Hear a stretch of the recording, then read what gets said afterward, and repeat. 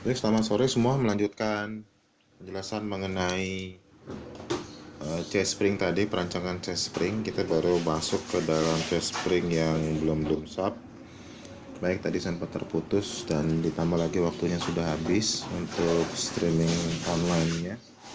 Jadi saya akan lanjutkan membuat video tutorial, mudah-mudahan ini bisa dipahami. Setelah ini nanti saya akan buatkan satu tugas untuk Anda kerjakan. Baik, jadi menurut algoritmanya, untuk algoritma belum sub ini, kita diminta untuk memilih dua buah bilangan prima. Oke, kita akan buat dua buah bilangan. Kita akan pilih dua buah bilangan prima.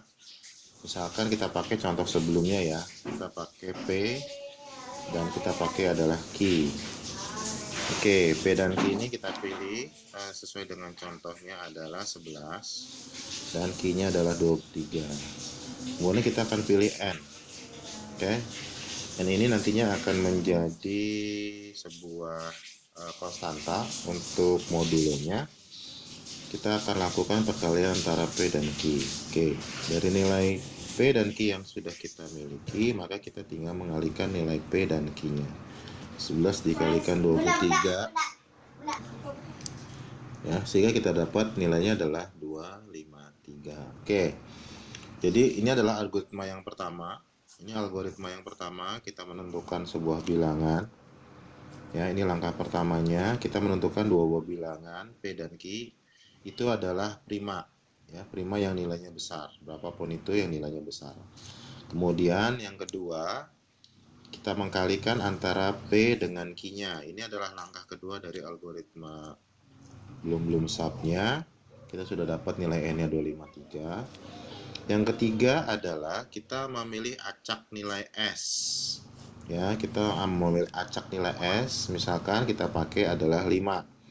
S ini juga adalah bilangan prima.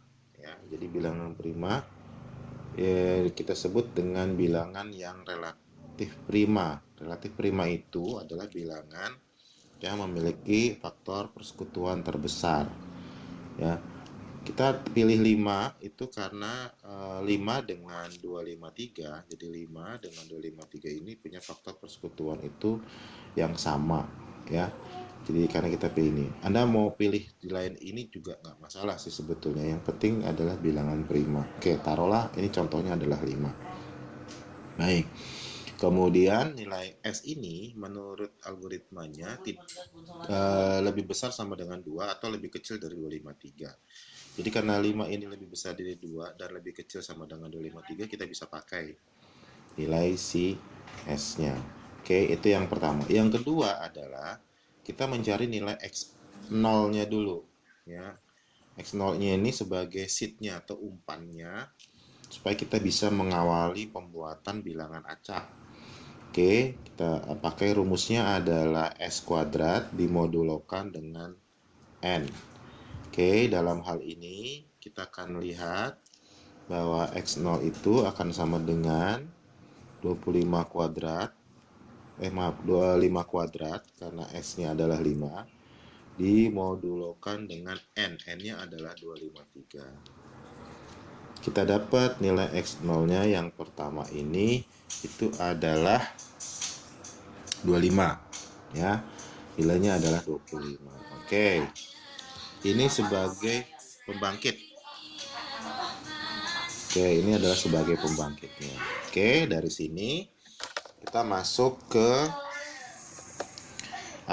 kita masuk ke algoritma yang keempat. Jadi kita akan melakukan iterasi sebanyak yang kita inginkan. Tadi kita sudah sepakat kita membuat satu buah OTP. Oke, OTP-nya itu terdiri dari 4 digit, di mana setiap digitnya adalah 4 bit. Itu artinya kalau setiap digit itu 4 bit, maka 4 bit dikalikan dengan 4 digit. Oke, kita akan mendapatkan 16 bit atau 2 byte. Oke. Nah, setiap bitnya adalah setiap digitnya adalah 4 bit. Baik. Sekarang kita akan lakukan operasi yang pertama.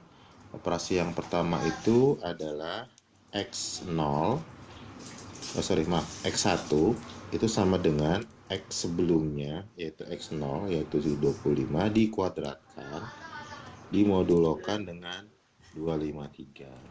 Kita dapat, berarti X0 nya kita masukkan nilainya 25 kuadrat, dimodkan dengan 253, hasilnya adalah 119. Oke, kita lihat nilai X1 ini 119, apakah dia bilangan genap atau dia bilangan ganjil. Kalau dia bilangan genap, maka bitnya 0. Kalau dia bilangan ganjil, dia bitnya 1. Oke, karena 119 adalah bilangan ganjil, maka dia bitnya 1. Kita akan simpan bit 1 ini di nilai Z ke 1, yaitu 1. Ya, nah nilai Z inilah yang akan kita jadikan pin OTP-nya. Karena kita pakai 16 bit, maka kita harus membuat Z ini sampai dengan 16 kali. Oke, berarti ini adalah Z yang pertama. Oke, untuk Z yang kedua, kita pindah ke samping. Ya, kita sudah punya nilai X sebelumnya adalah 119. Maka kita cari adalah nilai X2, di mana nilai X2 ini adalah nilai X yang sebelumnya 1 dikuadratkan, dimuatkan dengan N, yaitu X1-nya adalah ini, 119. Kita masukkan ke sini, 119 dikuadratkan, dimuatkan dengan N, atau dimuatkan dengan 253. Itu hasilnya adalah 246. Oke, hasilnya adalah 246. 246 ini adalah bilangan genap. Sehingga Z yang ini kan Z1, Z yang keduanya adalah 0. Baik, sekarang kita lanjut lagi dari situ. Kita sudah dapatkan X2, kita cari X3-nya. Hasilnya dari X2 dikuadratkan, modulokan dengan N. Sehingga kita dapat 246 kuadrat. Ini dapat dari sini 246-nya. X2-nya dapat dari nilai ini. Oke ya, dapat dari nilai ini teman-teman. 246 kita masukkan dikuadratkan, dimodulokan dengan 253, hasilnya adalah 49, dan 49 ini adalah bilangan ganjil. Oke, jadi kita dapatkan nilai dari Z ketiganya adalah 1. Nah, ini akan kita lanjutkan terus ya. Berarti ini adalah X4, X3 dikuadratkan, dimodulokan dengan N, hasilnya adalah 49 kuadrat dimodulkan dengan 253, hasilnya adalah 124. Maka ini adalah genap.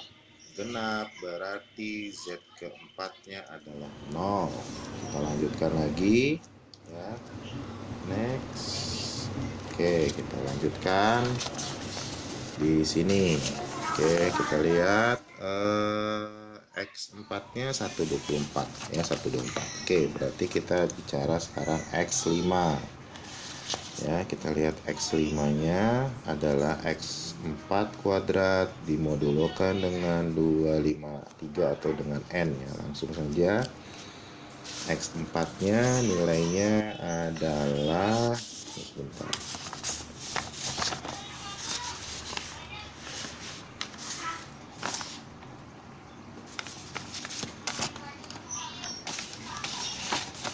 Oke, X4-nya nilainya adalah 124. Oke, 124. Berarti di sini adalah 124 kuadrat dimodulokan dengan 253. Maka kita dapat adalah 196. 196 adalah genap. Maka ini adalah tadi sudah sampai dengan Z4, berarti kita sudah sekarang sampai dengan Z5. Itu adalah 0. Oke, kita lanjutkan.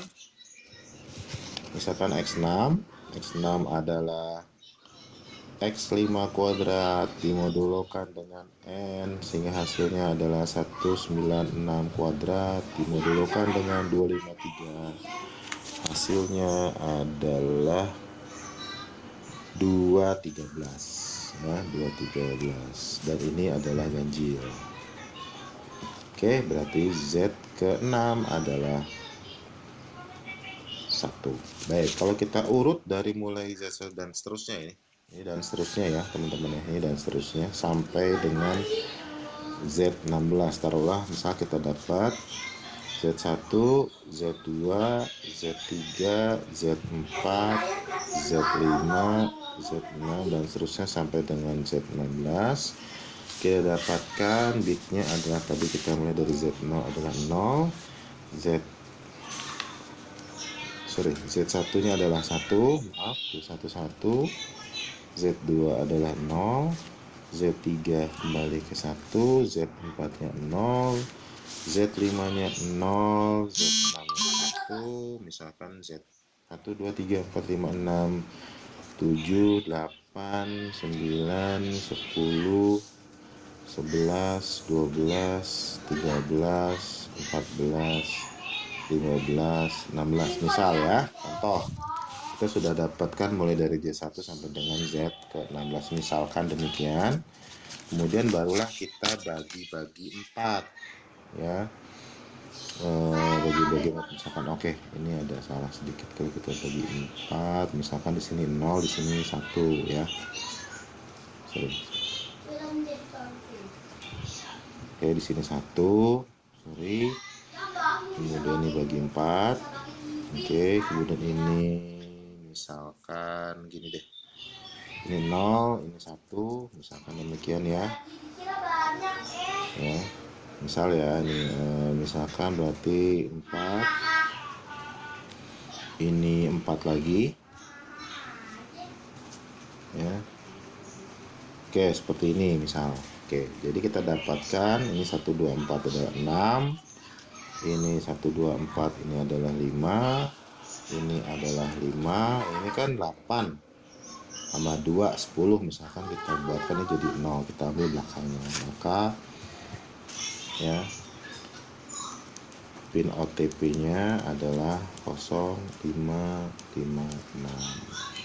ya, dan seterusnya bisa kita ambil ya. Makanya itu untuk menghindarkan ini kita ambil misalkan 12 bit saja, tidak 16 bit, supaya setiap digit itu direpresentasikan dalam 3 bit. Oke, baik ya. Baik, setelah ini saya akan kirimkan buatkan satu buah tugas yang Anda kerjakan yang berhubungan dengan BLAMSUB ini sebelum kita masuk ke algoritma RSA ya. Tapi saya minta Anda juga mengerjakan yang algoritma RSA, di mana si algoritma RSA ini mirip dengan algoritma BLAMSUB dengan menggunakan nilai yang sama. Oke, dengan yang digunakan di algoritma BLAMSUB ya. Oke, nanti dicek di Google Classroom-nya untuk tugasnya dan lihat kapan Anda harus mengumpulkan jawaban dari tugas tersebut. Baik, itu saja dari saya. Terima kasih dan selamat sore.